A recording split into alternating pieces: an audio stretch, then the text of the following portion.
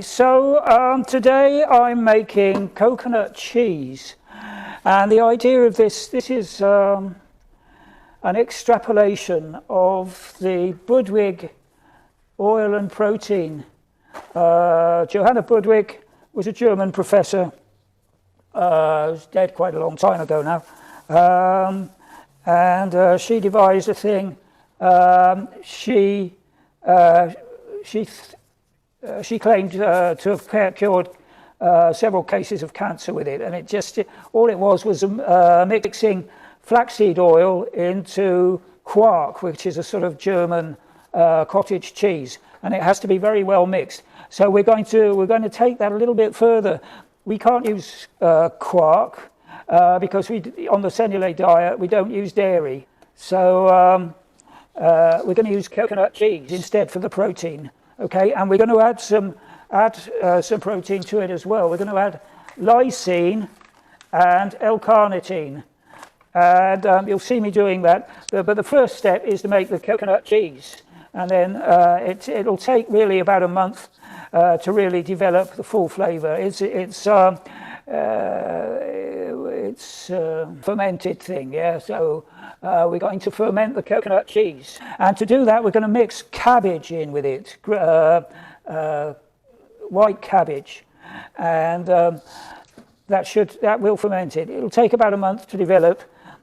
You could add sauerkraut. You could mix it with sauerkraut, which is what I did before to make coconut cheese. But if you do that, you only get the final bacterium, which is plantarum, and you won't get such a good taste. We're going to get the full bacterial progression, and you'll see I made a video about the bacterial progression. But each bacteria is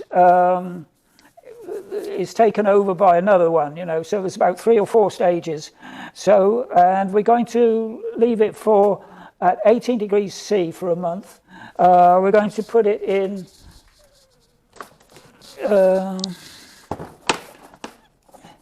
we'll do a little clip from my sauerkraut video, yeah, to show you that. So some tips from my sauerkraut video. So you'll want to watch the sauerkraut video, because I give you some, or just the beginning of it, because I give you some tips on how to make fermented stuff. So it'll crack immediately.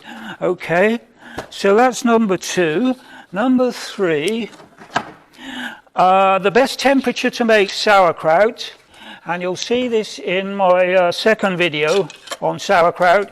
You'll see that the best temperature to make sauerkraut is 18 degrees C, which is 64.4 degrees Fahrenheit. Okay, what you need is this cool box. And by the way, for any Indians watching, and people who live in Queensland, Australia, where it's very hot. In Queensland it can be 35 degrees C regularly, and that you'll get terrible. You won't make good sauerkraut. The same in India. It's so hot. They tried to make sauerkraut on a commercial basis, but it just didn't work in India because it's too hot. But you can make it. This is how you can make it. And in India, see these cabbages. If you're watching from India, there's nothing wrong with the colour balance. This is a white cabbage, which we have in the UK, and you don't have these in India. You have green cabbage. It looks exactly the same, except that it's green. So you can make sauerkraut with green cabbage, no problem. It'll make perfectly good sauerkraut. You can make sauerkraut with any cabbage, really. We tend to use white cabbage. I make it with red cabbage. That's another story. We'll come on to that in a minute. But anyway, if you're in India, put these in your freezer, these bricks in your freezer. You'll probably want about 10 of these, and keep 5 in the freezer, and then you can rotate them, yeah? So you put your sauerkraut in the cool box, yeah? Put your sauerkraut in the cool box, and then put your bricks straight out of the freezer, put these in. Yeah, so for a full explanation, see the description underneath, or go to my website, yeah, and there'll be a proper coherent description. It's a bit difficult to explain while I'm actually making it. So what have we got? So first of all, I'm going to show you how to get into your coconut. Yeah, there's about a million ways to get to open a coconut, and all of them are they're all a pain in the arse. This I found is the easiest way. You put your coconut in the freezer overnight, okay, or maybe 2 nights. It needs to freeze right through. So you've got juice in the middle, yeah, and that needs to freeze. It needs to become frozen. I don't. This is. I've had this out of the freezer for a day. I think we might have a problem with this. It might not be frozen anymore, in which case we'll have to catch it quickly before it goes all over my worktop. But you put it in the freezer, take it out of the freezer after a day and leave it for an hour or 2. If you try whacking it when it's still out of the freezer, the shell is like glass and it can hit you in the eye, could do damage. So, and you might want to put some goggles or some glasses on to protect your eyes when you're doing it. It's not so bad. Oh yeah, I can feel it's not frozen anymore in the middle. But anyway, the idea is to do it about an hour or 2 after you've taken it out of the freezer. Let it thaw a little bit. Okay, so what have we got? What else have we got here? We've got coconut. Now I've made these. I've made the coconut. Can you see? I've made the coconut. I did. There's 10 coconuts altogether, and that would be a real faff to do, in a day. So I've done two at a time, and when I've got them prepared, I put them in freezer bags like this, and I put them in the freezer. Okay, and then we've got whey. So your whey. So I'll just show you here. Here's the whey. Okay, so I've used 3 cartons of yogurt here. I'm not taking any chances. I'm making loads of it. Yeah. You put, and it must say live culture on the carton. Okay. So you put that in chef's muslin like this, and it separates out into cottage cheese. Okay, and that cottage cheese is bloody delicious, but we can't eat it because we're on the cellulose diet. So give it to somebody who still eats dairy, or throw it away, which is what I'm going to do. I'm going to throw it away. Okay, just throw the muslin away as well. Chef's muslin's not expensive, so okay. So I got rid of that. Okay, so here's the whey. So I've shown you the coconut. We're going to put our coconut in Kellner jars like this. Okay, so I'll just put the coconut out of the way for the moment and the whey out of the way, and let me show you what we're using. So we're going to be using 3 things. We're going to be using a Maggi mix. Okay, now if you're on a budget, it won't necessarily cost you a fortune to buy these things. Okay, I looked up on eBay. You can buy the stuff second hand, and we'll flash up the prices I found on eBay. I looked up eBay UK, eBay.com, eBay for Australia, and I got the prices of second hand stuff. So we'll flash that up. Yeah. So what have we got? We've got a juicer. So we've got So we've got Maggi mix here, yeah. So there's Vitamix. This is there's a really powerful motor in this. Okay, you can. I noticed you can get knockoffs of, I think it's 1/4 horsepower. So they boast that you can turn wood into sawdust in the jug. I never tried that. I doubt whether you actually could, but it is very powerful. You can get. I noticed you can get knockoffs much cheaper. This was a new Maggi Vitamix. It's about $600 or even more, but you can get them second hand, a lot cheaper, about £100, $100. especially in the States, Vitamix, you know, sold thousands and thousands in the States. So, you know, you can get vintage ones with a much nicer jug. Vintage ones in a stainless steel jug, much better. Then we got the Magimix. So let's get that out of the way. Yeah. So then we've got our food processor. Doesn't have to be a Magimix. You could use, let's get a bit of light on here. Doesn't have to be a Magimix. You could use another make.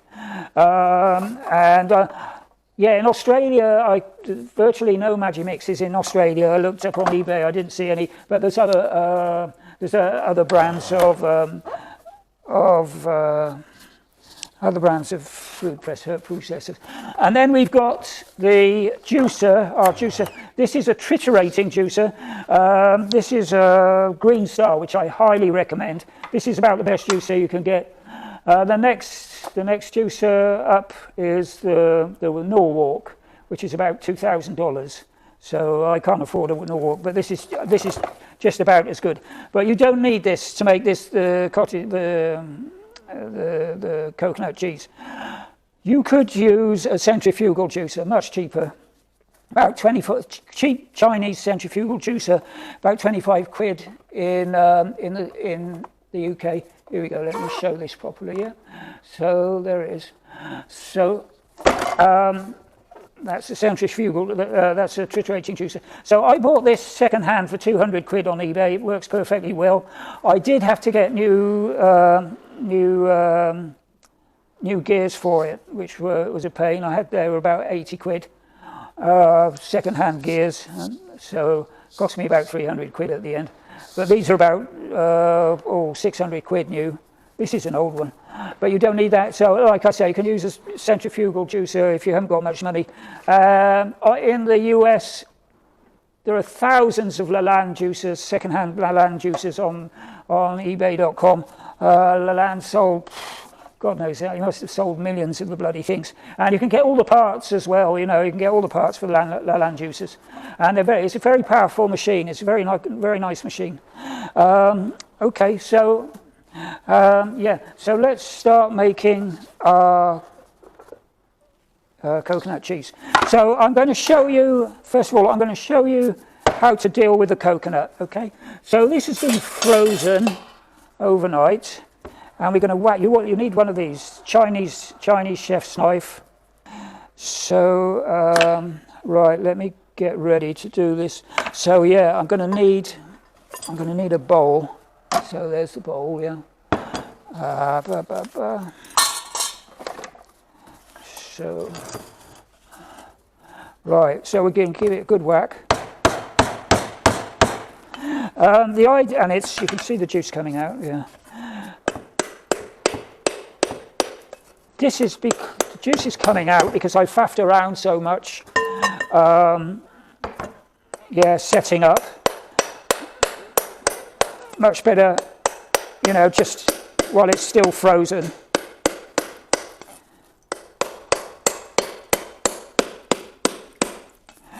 We can filter this stuff out, yeah. Okay, so we're getting some bits of the shell in the juice. You can just filter that out with a fine sieve, or even better with chef's muslin. So there we go.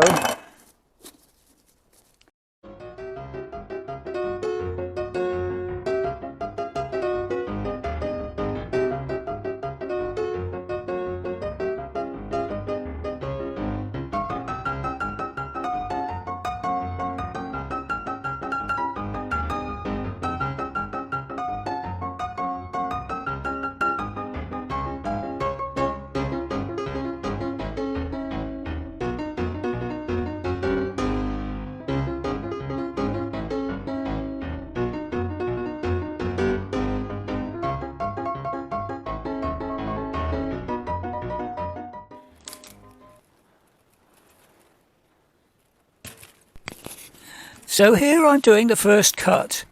Not shown here, a second cut will be required to make the pieces fit the entry chute of the food processor, Magimix in this case.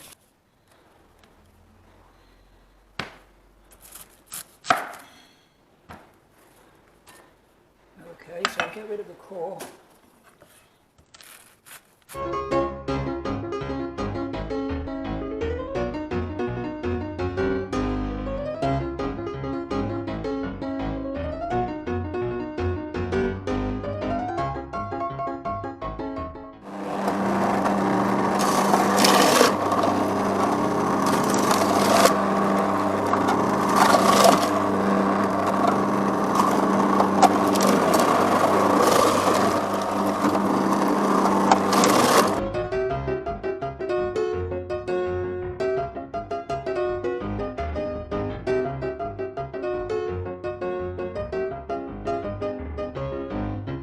So now we need to beat the cabbage to death in this bowl.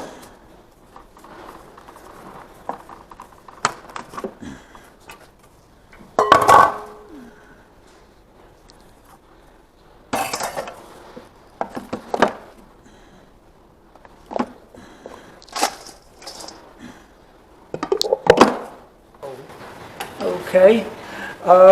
I found that's what works, and we're going to use. Done with the spoon already. Yeah, I've already lost the spoon. Oh, here we go. Yeah, we're going to put plenty of whey in. Yeah. This is following pretty much Sally Fallon's way of making sauerkraut. She recommends using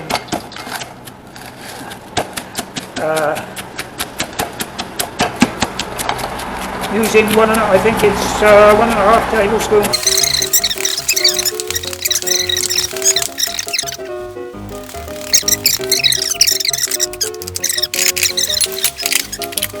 So now we need to change blades, and put this blade in here, and this loads differently.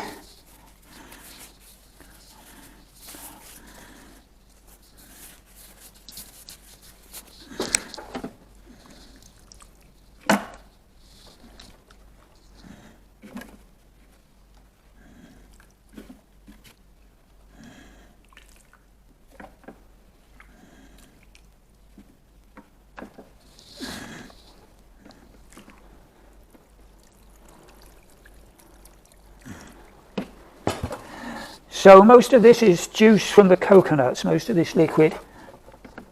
Some from the cabbage, of course, and from the whey. Okay, we don't want to put too much in because it'll struggle otherwise. Come on.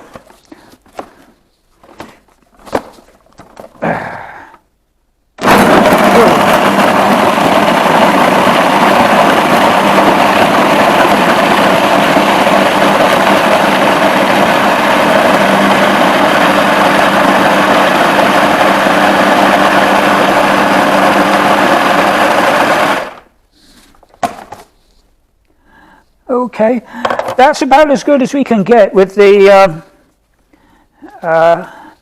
Maggi mix. Let's put this in here. So we'll put all this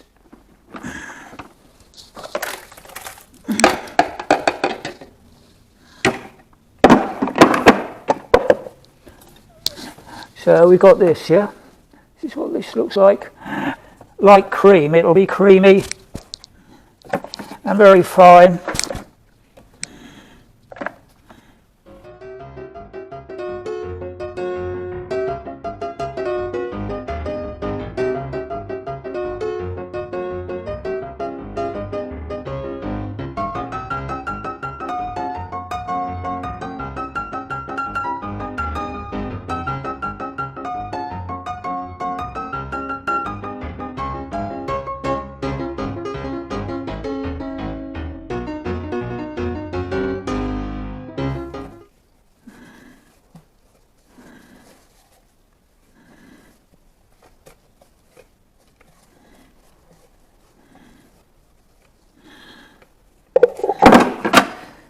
Oh.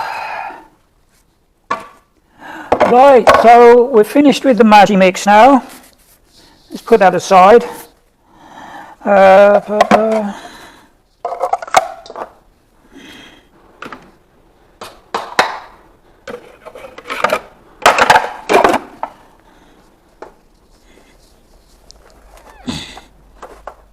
Yeah. Okay.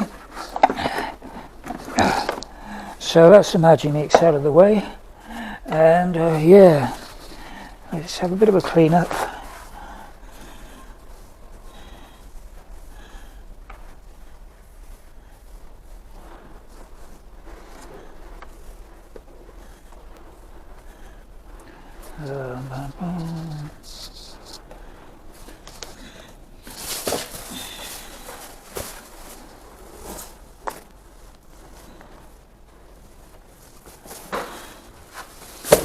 Okay, now we need the Vitamix, and all this is going to be fine and creamy, lovely and creamy, like yeah, like quark.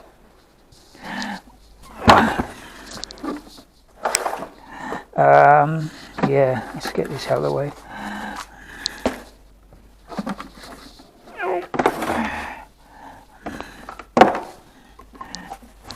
Okay.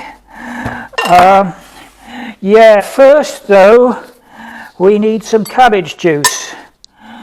So now is the turn of the juicer.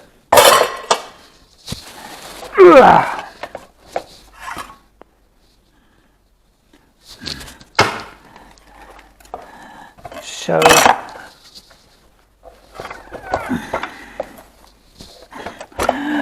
let me just check that I haven't got any insects in here.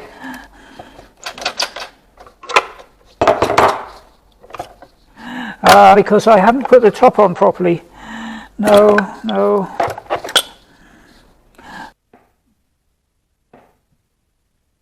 So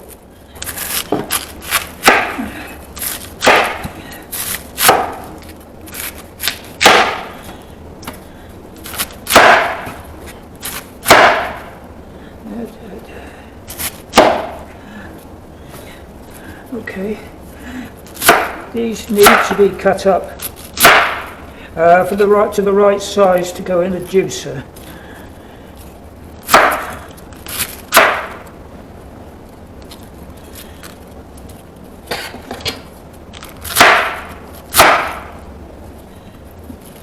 I've got the knife really sharp, as you can see. Just make sure you don't cut your fingers off.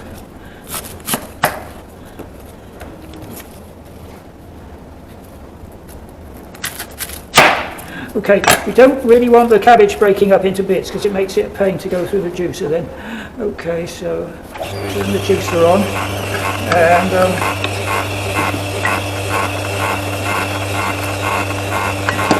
this is for the pulp.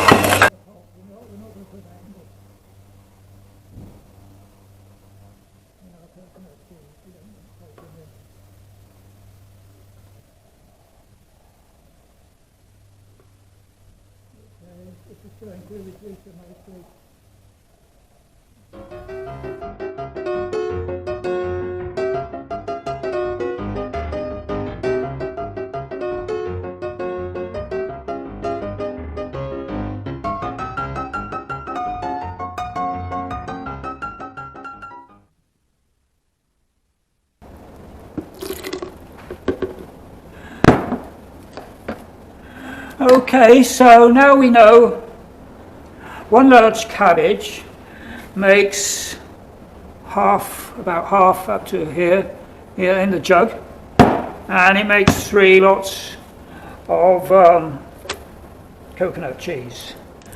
Okay.